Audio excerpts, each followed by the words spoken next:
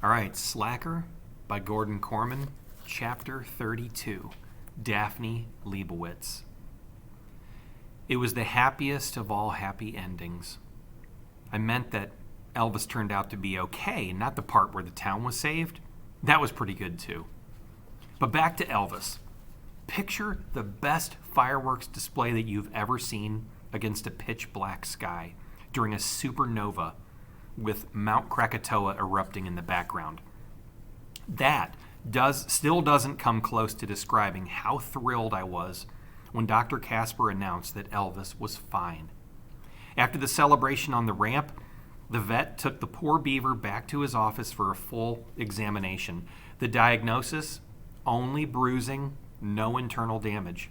The car had sideswiped him, not hit him straight on. He was scared and shaken up, but otherwise in perfect beaver health.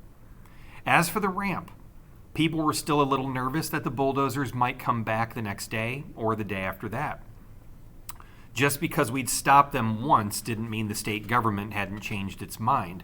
No way could everybody in Sycamore put their lives on hold to stand out by the freeway as human shields forever. But the next week we got word that the Transportation Department had postponed the demolition until they could review the situation.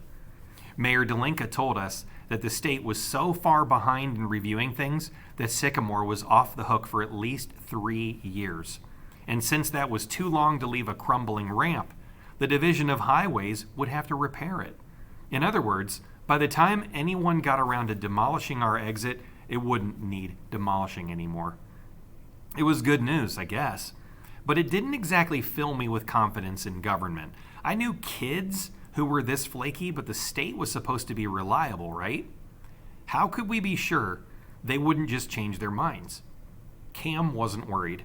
If the bulldozers ever come back, the PAG will go out and stand on the ramp again, he promised everybody. That was the real big story.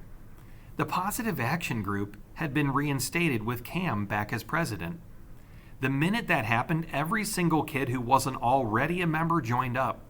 Mr. Fanshawe said it had to be the first time in the history of school that a club ever reached 100% membership. Our first project was selling tickets for the fall charity raffle.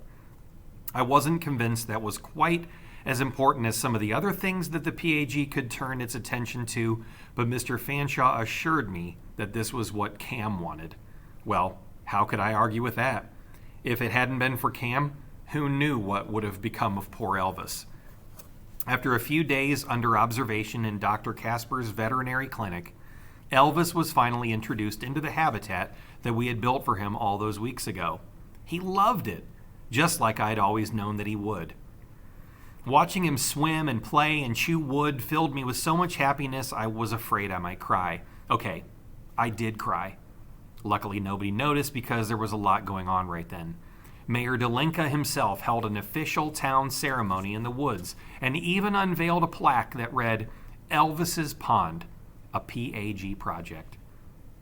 This didn't sit too well with Jennifer Del Rio and the Friends of Fuzzy, who weren't in love with the idea of the middle school getting all the credit. They had to suck it up, though. What choice did they have? Time was on our side, not theirs. In a couple years, we would be them, and they would be gone. In the end, what really mattered was that Elvis was safe and sound and happy. We had the PAG to thank for that, which meant we had Cam to thank too.